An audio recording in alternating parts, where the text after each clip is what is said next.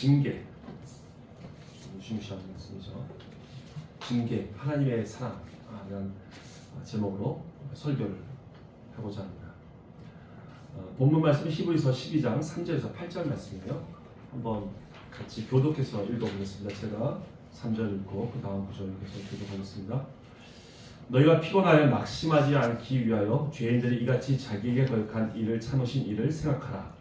너희가 죄와 싸우되 아직 피 흘리기까지는 대항하지 아니하고 또 아들들에게 권한 것 같이 너희에게 권면하신 말씀도 잊었도다. 이랬을 때 내 아들아 주의 징계하심을 경히 여기지 말며 그에게 꾸지람을 받을 때에 낙심하지 말라. 주께서 그 사랑하시는 자를 징계하시고 그가 받아들이시는 아들마다 직진하시니라 하였으니 너희가 참음은 징계를 받기 위함이라.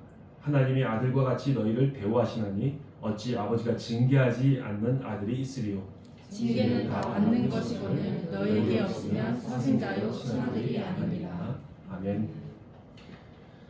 여러분 하나님께서 진정한 나의 아버지이심을 여러분은 믿으십니까? 아멘.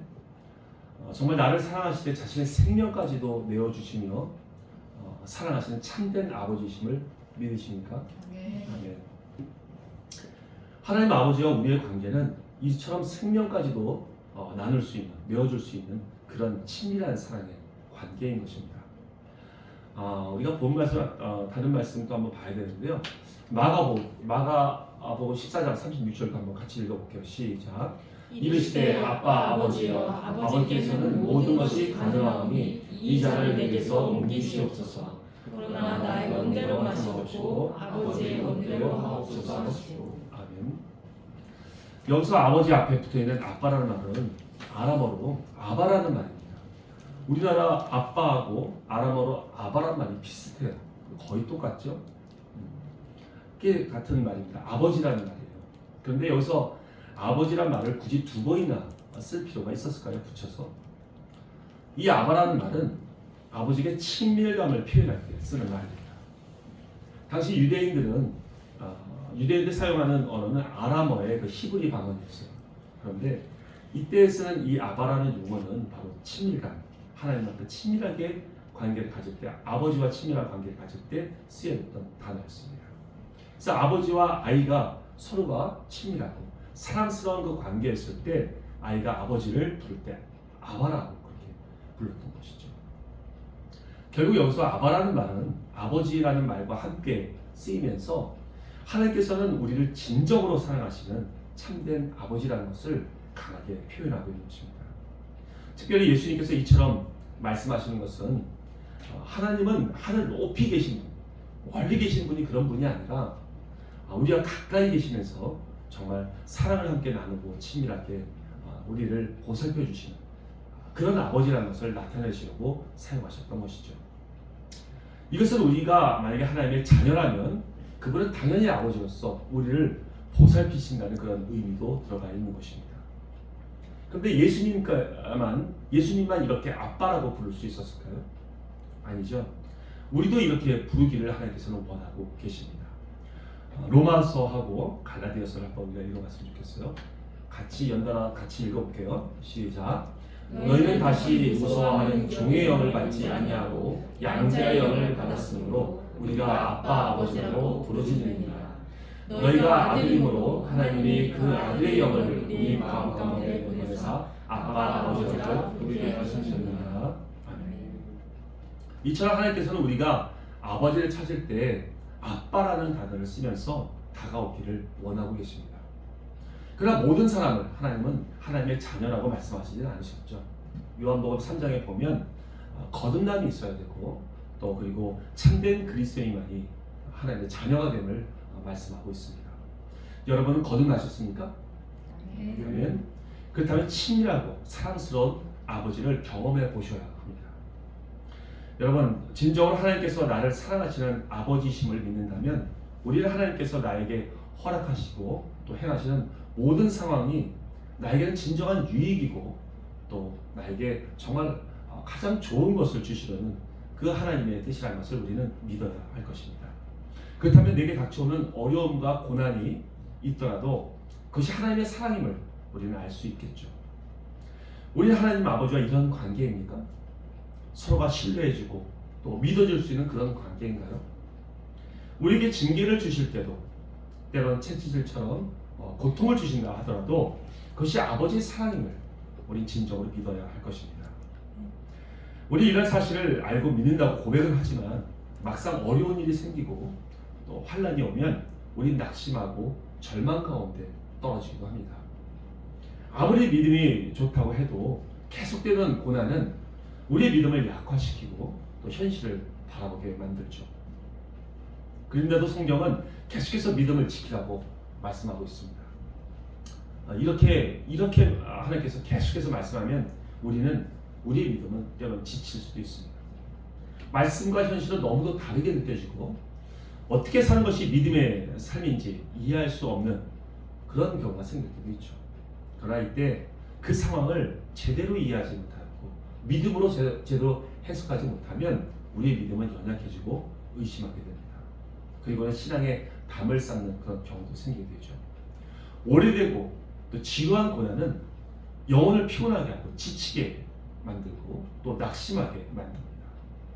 그러나 여러분, 이런 것까지도 만약에 하나님께서 허락하신 것이라면 우리 도대체 어떻게 해야 합니까? 이렇게 지치고 어려운 것도 하나님께서 허락하신 것이라면 우리가 어떻게 반응해야 할까요? 성경이 이때 이렇게 말씀하고 있습니다. 예수 그리스도를 생각하라 라고 말씀하시죠. 3절 말씀을 다시 한번 읽어보겠습니다.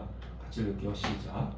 너희가 피곤하여 낙심하지 않기 위하여 죄인들이 이같이 자기에게 거역한 일을 참으신 이를 생각하라.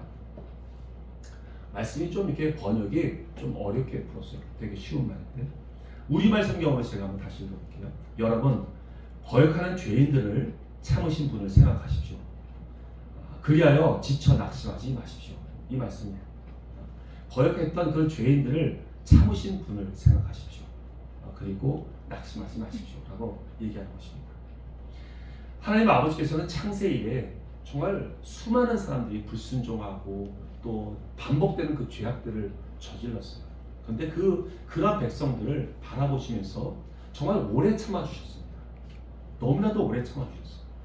그리고 인내하시는 동안에도 자신의 독생자를 우리에게 보내시기로는 그런 계획을 품고 계셨죠. 이러신 우리의 아버지 하나님을 기억하라는 것입니다. 우리의 불순종 가운데서도 끝까지 참으시고 또 우리의 구원을 위해 십자가를 예비하신 그 아버지를 기억하라는 것이죠. 또한 여러분, 우리는 예수님을 기억해야 합니다. 예수님께서는 삼위일체 하나님이십니다. 우리를 창조할 때부터 함께 계셔서 그 창조에 참여하신 분이세요. 그런 창조주께서 죄인인 우리를 위해서 자신의 생명을 내어주신 것입니다. 우리는 이 땅에 오신 창조주의 그 오래 참으심을 생각해 봐야 합니다. 하늘 높이 계시는 그런 거룩하신 하나님으로만 생각하는 것이 아니라 우리의 인간의 모습으로 오셔서 우리와 함께 하시고 먹고 마시며 우리의 연약함을 몸소 치유하신 그런 창조주 예수님을 생각해야 한다는 것이죠. 우리는 그러한 예수님을 죽였습니다. 우리 인간은 그러한 예수님을 참혹하게 짓밟았습니다. 그 사랑을 짓밟았어요. 그 당시 유대인들은 예수님을 채찍으로 무자비하게 잔인하게 때리고 침을 뱉고 따귀를 때리고 모욕하면서 십자가에 그의 못을 박았습니다. 그러나 이처럼 참혹한 고통을 준 이들 위해 우리 예수님이 기도하시고 참아주셨어요. 이런 예수님을 기억하라는 것입니다. 죄가 전혀 없으신 그분은 왜 이런 고통과 수모를 겪으셔야만 했을까요? 예수님께서는 이 고난을 이겨내야만 우리 인간들이 사망 권세에서 구원받고 살 수 있는 유일한 길이라는 것을 그분은 아셨습니다. 그래서 그 주님은 그것을 인내할 수 있었고 그리고 수많은 아픔을 견뎌내신 것입니다. 그리고 그 고통을 친히 겪어보셔야만 우리 인간들이 겪고 있는 그 죄악의 고통을 이해할 수 있었기 때문이죠. 친히 겪어보셨기 때문에 우리를 이해할 수 있는 것입니다. 예수님께서 이러한 사명을 감당하실 만한 위대한 믿음이 있으셨어요. 그래서 하나님께서는 그 믿음에 합당한 사명을 그분에게 맡기셨습니다. 이처럼 우리도 예수님의 장성한 분량으로 자라야 합니다. 그래야 주님의 사명을 감당할 수 있는 강한 자가 될 것 아니겠습니까? 그것을 위해 하나님은 우리를 훈계하시고 단련시켜 주십니다. 그렇다면 과연 우리에게는 어떤 훈련과 단련이 있을까요? 그리고 어떤 사명을 우리에게 맡기셔서 하나님의 뜻을 이루게 하실까요? 여러분, 이것을 올바르게 깨닫는 것이 바로 성숙함입니다. 믿으십니까? 아멘. 본문 4절 말씀을 다시 한번 우리가 읽어보겠습니다. 시작. 너희가 죄와 싸우되 아직 피 흘리기까지는 대항하지 아니하고. 아멘. 여러분은 죄를 떨쳐버리기 위해서 피 흘리기까지 싸워본 적이 있으십니까? 죄를 없애려고 정말 발버둥 쳐면서 싸워본 적이 있으시나요? 말이죠. 사소한 죄라도 그걸 버리려고 그렇게 애쓴 적이 있으십니까? 여러분, 우리의 신앙이 어릴 때라면 어느 정도 용납되기도 합니다. 왜냐하면 아버지의 사랑의 그 관계를 경험하는 그 시기가 필요하니까요. 그런데 이제 성장이 만약에 되었다면 우리의 인격 자체가 이제는 죄를 미워할 수 있어야 합니다. 죄의 모양이라도 전부 버리려고 하는 그런 마음이 우리 가운데 있어야 하는 것이죠. 그런데 그저 어린애처럼 그냥 머무르려고만 한다면 이제는 아버지께서 징계하시는 것입니다. 아버지의 훈육이 들어가는 것이죠. 아주 쉽게 말씀드린다면 갓난아기 때에는 바지에 오줌을 싸도 부모가 사랑의 눈으로 바라봅니다. 그리고 기저귀를 갈아주고 깨끗하게 씻겨주시죠. 하지만 청소년이 되고 성인이 되었는데 바지에 오줌을 싼다면 어느 부모가 그것을 용납할 수 있겠습니까? 그대로 그냥 두는 그런 부모가 비정상인 것이죠. 그런데 그러한 잘못된 습관을 버리지 않고 계속해서 반복하고 있다는 것입니다. 세상의 즐거움을 따라가고 또 하나님의 자녀이면서도 아버지의 말씀을 듣는 것이 아니라 세상의 거짓 메시지를 쫓아가고 있다는 것이죠. 그리고 죄악의 즐거움을 아직도 좋아하고 있다는 것입니다. 이런 것을 그냥 두는 그런 부모가 과연 어디 있을까요? 이때 하나님 아버지께서는 우리에게 훈계하시고 권면하십니다. 그렇게 하지 말라고 그렇게 말씀하시는 것이죠. 그 죄악 가운데 떠나라고 말씀을 하십니다. 이때 우리가 그 말씀을 가볍게 여기고 무시하는 경우가 생긴다면 그때는 하나님께서 채찍질하시고 우리를 책망하신다는 것입니다. 본문 5절 말씀을 같이 읽어보겠습니다. 시작. 또 아들들에게 권하는 것 같이 너에게 권면하신 말씀도 잊었도다. 일렀을 때 내 아들아 주의 징계하심을 정해 두지 말라며 그의 꾸지람을 받을 때에 낙심하지 말라. 여러분은 하나님께서 말씀하시고 권면하실 때 그것을 가볍게 여기면서 듣고 있습니까? 아니면 주의 음성에 귀 기울이면서 민감하게 반응하고 있습니까? 아니면 내가 좋아하는 말씀은 듣고 또 내가 듣기 싫어하는 말씀은 그렇게 패스시켜버리십니까? 여러분, 이러한 징계는 대부분 우리의 어리석음과 또 세상의 안일함을 두고 있는 연약한 신앙 때문에 생깁니다. 우리가 하나님 나라에서 살고 있다면 그 나라의 문화를 즐기고 누릴 줄 알아야 합니다. 그런데 말로만 하나님의 문화를 좋아한다고 말하면서 실제적으로 세상적인 문화를 즐기면서 살고 있다면 하나님의 백성 같지 않은 것이죠. 하나님께서는 천국 백성답게 우리의 삶을 바꾸시고 나의 작은 부분이라도 잘못된 부분은 제거하셔서 우리를 더욱 거룩하게 그렇게 만드시려는 것이 그분의 계획인 것입니다. 한 아프리카 원주민이 강을 건너는 모습을 본 적이 있어요. 그 선교사가 그런 모습을 보았습니다. 근데 그 아프리카 원주민들이 갈 때 큰 돌을 안고 강을 건너고 있는 것입니다. 근데 선교사가 그 모습을 보고 의아하게 생각했습니다. 그 짐을 들고 가기도 힘든데 무슨 큰 돌까지 이렇게 안고 강을 건널까 하고 생각을 했는데 그 중간 정도 됐을 때 그 이유를 알게 되었죠. 그 강 중간에는 급류가 흐르고 있었어요. 아주 강한 급류가 흐르고 있었는데 그때 그 큰 돌이 그 무게를 눌러주고 있어서 안전하게 지켜주고 또 지나갈 수 있게 된 것이죠. 그 돌이 없었다면 아마 이 발이 들떠서 가벼워져 갖고 아마 그 급류에 휩싸이게 됐을 것입니다. 그 원주민들은 그 큰 돌이 자신들을 살린다는 것을 알고 있었어요. 여러분, 우리가 생각해 봐야 됩니다. 우리에게 가볍고 편한 것, 이런 것만 전부 좋은 것은 아닙니다. 하나님 때때로 우리에게 무거운 짐을 지게 해서 환난의 강, 또 고난의 강을 건너기도 하십니다. 그런데 그것은 우리를 해롭게 하려고 하는 것이 아니라 우리를 살리기 위함이라는 사실을 우리는 믿어야 할 것입니다. 아멘. 요즘 우리 국내 경기가 굉장히 좋지 못해서 힘들어하는 사람들이 많이 있습니다. 그래서 이렇게 어려울 때에는 마치 하나님께서도 자신을 돌보지 못할 수 있다는 그런 생각을 하는 사람이 있는 것 같아요. 과연 그런 하나님이실까요? 천지를 지으시고 만물을 창조하시고 모든 것을 다스리시는 우리 하나님께서 불황이라는 그 환경에 무능하게 대처하시는 그런 하나님이실까요? 아니죠. 아버지께서는 어떤 환경과 상황 가운데서 상관없이 우리를 향한 그 계획을 세우시고 그것을 끝까지 진행하시는 분이십니다. 여러분, 우리는 정말 어린애처럼 이상 더 이상 세상적인 것에 초점을 두고 살지 말아야 합니다. 하나님은 진정으로 우리에게 가장 좋은 것을 주시는 분이십니다. 믿으십니까? 아멘. 그래서 우리의 비전은 세상 사람들이 지향하고 있는 그런 목표와는 전혀 다른 목표입니다. 다른 비전이에요. 우리에게 주시는 하나님의 그 크신 비전과 계획을 기대하실 수 있는 여러분이 되시길 바랍니다. 아멘. 그러나 여러분, 세상은 계속해서 우리를 속입니다. 그리고 하나님의 계획을 믿지 못하게 만들죠. 여러분, 사람들의 말이나 매스컴이나 또 뭐 인터넷 같은 것들, 그리고 세상에 펼쳐놓은 그런 상황들, 이런 것들에 더 이상 마음을 빼앗기지 마십시오. 현혹되지 마십시오. 사단의 거짓말에 더 이상 속지 마십시오. 나에게 고난이 온다 할지라도 의심하거나 믿음의 길을 내려놓지 마십시오. 하나님께서는 단 한 번도 변하신 적이 없습니다. 한결같으시고 신실하십니다. 우리를 향한 사랑은 아주 변함이 없으세요. 영원합니다. 그 사실을 믿으십니까? 아멘.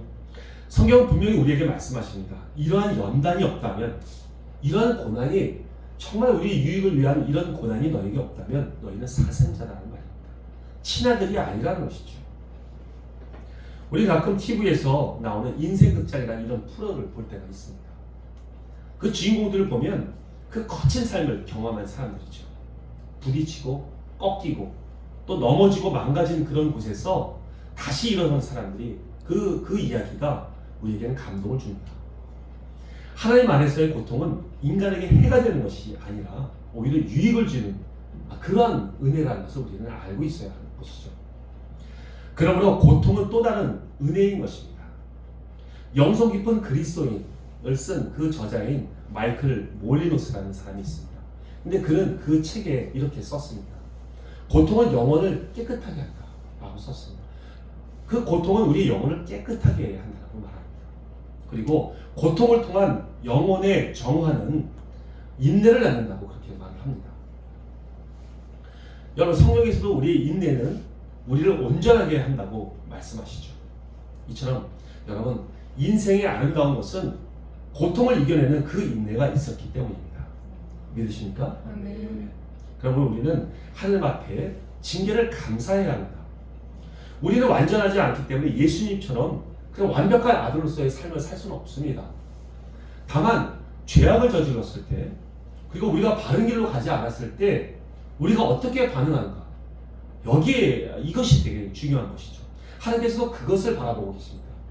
우리가 죄를 졌거나 실수했을 때 우리가 어떻게 반응하는가, 우리의 마음은 어떠한가, 여기에 하나님은 보고 계시는 것이죠. 그래서 오히려 나도 모르는 사이에 죄악 가운데 있거나 또 성장하지 않고 정체되는 그 신앙이 있다면 오히려 자신을 징계해달라고, 자신을 훈계해달라고 우리는 하나님 앞에 기도할 수 있어야 합니다. 아멘. 저는 가끔씩 기도할 때 이런 기도를 드립니다.